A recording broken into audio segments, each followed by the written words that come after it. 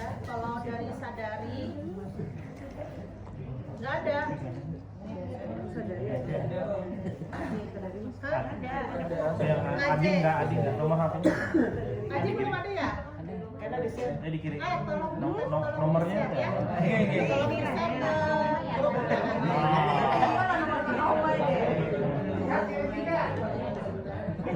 ya. Pertama ya, kalau untuk sadari di situ sebenarnya sadari dan pulsari itu salah satu tujuannya untuk mencegah yang namanya keganasan. Kalau sadari itu untuk mencegah kanker payudara, kalau pulsari itu untuk mencegah keganasan pada kanker vagina. Jadi pada wanita itu bukan hanya kanker serviks, kanker ovarium, kanker endometrium, tapi juga kanker vagina itu bisa terjadi ya. Kalau kanker vagina itu di bagian vaginanya ya biasanya muncul benjolan. Nah, itu bisa dikategorikan keganasan sebelum kita tahu lebih lanjut dalam pemeriksaan anatominya ya. Nah, untuk sadari sendiri ya ini bisa dilakukan pada semua wanita ya, baik dia aktif secara seksual maupun tidak ya. Dan pemeriksaan sadari lebih bagus dilakukan pemeriksaan sebelum memasuki masa menstruasi atau sesudah menstruasi. Kenapa sebelum atau sesudah? Karena pada wanita itu kalau mau memasuki masa menstruasi itu ada peningkatan hormon ya, peningkatan hormon estrogen dan progesteron, sehingga biasanya banyak keluhan pada wanita ya kalau mau menstruasi ada benjolan ya, kalau mau mendekati menstruasi, kalau sudah selesai menstruasi benjolannya hilang. Nah biasanya makanya dilakukan pemeriksaan sadari ini bagus dilakukan sebelum atau sesudah menstruasi dan dilakukan rutin setiap bulan ya. Adapun alat yang kita gunakan yang pertama ada matras ya, kemudian bantal dan cermin. Ya, hanya itu saja. Nah, ini nanti insya Allah akan diujikan pada saat ujian OSCE ya. Nanti Bu kalau pada saat ujian OSCE apakah menggunakan pantom? Tidak ya, kita hanya menggunakan tubuh kita sendiri. Tapi kalau pada wanita tidak perlu sampai meraba payudaranya, dengan jarak ini aja ya. Begitu juga pada laki-lakinya, berarti payudara sendiri aja yang diraba ya. Seperti itu ya. Jadi yang bingung kan mencari alatnya mana, seperti itu ya. Ya, sama lagi ya alatnya. Tapi kadang ada yang yang penguji yang pengen ada pantom. Kalau ada penguji yang pengen pantom, maka kita akan sediakan pantom payudara ya. Tapi kalau sadar itu lebih enak dilakukan pemeriksaan sendiri pada tubuh kita sendiri daripada pada pantom ya. Yang pertama kita siapkan, yang pertama adalah matras ya. Matras itu kalau kita melakukan pemeriksaan dengan cara berbaring ya. Tapi kalau kita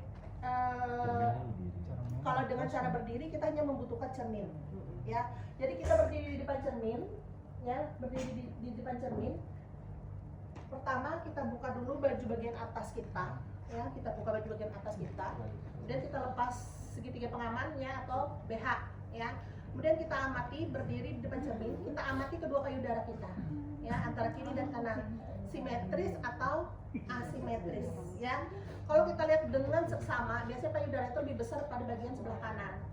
Itu normal karena aktivitas kita lebih banyak sebelah kanan ya. Tapi kalau kita lihat secara langsung biasanya itu terlihat normal ya. Setelah kita amati baru kita letakkan tangan di pinggang ya. Kita letakkan di pinggang, kita amati kiri dan kanan ya. Antara kiri dan kanan di sini terdapat benjolan tidak, ada kelainan tidak. Setelah kita letakkan di pinggang baru kita angkat ke atas ya. Pada saat kita angkat ke atas, kita amati lagi di cermin kedua payudara kita ini naik secara bersamaan atau tidak. Kalau normal dia naik secara bersamaan. Ada lampu yang ada naik secara bersamaan, ada ya, karena adanya massa atau tekanan yang menahan agar payudara itu tidak naik. Tapi yang normalnya itu naik ya, naik secara bersamaan, itu normal. Kemudian kalau sudah naik secara bersamaan baru kita letakkan satu tangan di belakang kepala, satu tangannya kita mempalpasi ya.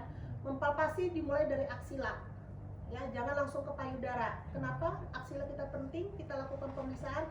Karena bagian aksila ini biasanya tidak terdeteksi, betul ya. Biasanya tiba-tiba kita memeriksa di sini, ternyata benjolannya dari aksila ya.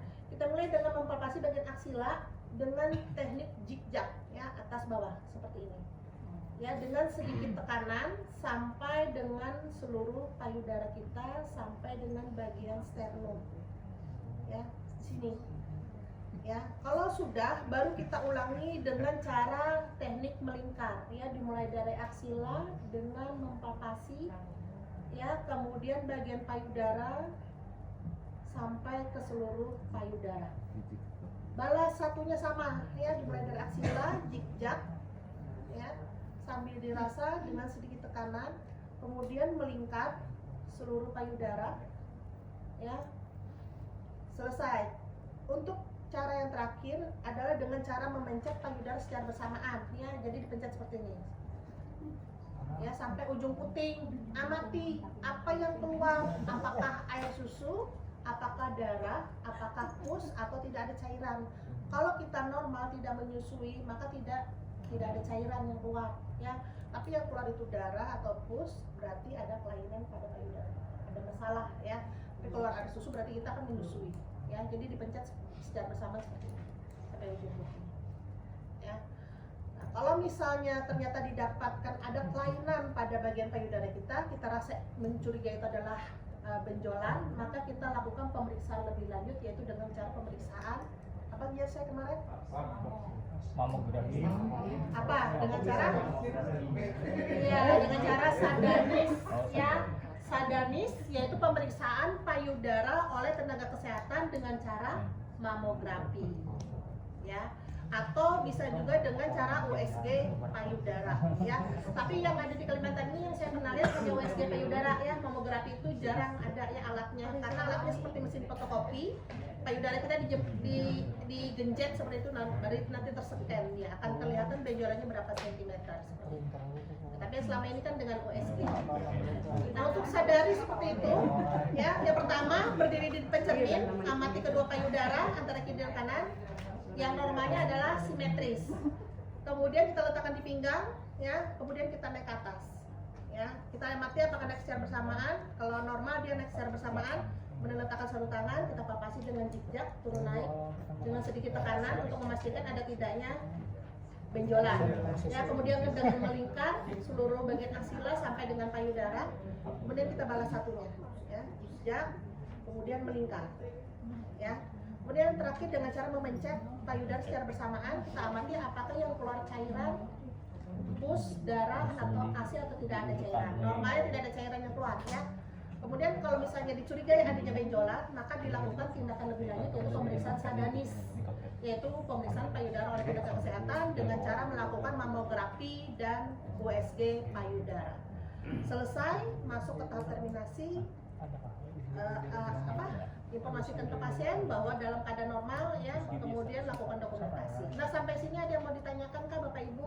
Nanti kalau di SOP itu ada penkesnya hanya menginformasikan bahwa Ibu untuk pemeriksaan sadari ini bisa dilakukan rutin setiap bulan pada saat Ibu tidak mendapatkan menstruasi, atau sebelum atau sesudah menstruasi boleh dilakukan pemeriksaan sadari. Itu aja penkesnya ya, untuk nanti kalau misalnya ini dioscekan seperti itu. Nah, untuk sadari ada yang mau ditanyakan, mudah ya. Saya harap ini bisa, jangan ada yang tidak lulus gitu seandainya ini dioscekan. Ada Bapak Ibu silakan untuk sadari. Ada? Ada Pak? Bu, ada? Paham ya? Mudah diingat ya. Jadi insya Allah ini kalau misalnya dioscekan, harapan saya bisa lulus semua. Amin. Kita masuk skill yang kedua karena tidak ada yang bertanya. Langsung kita masuk ke pulsari.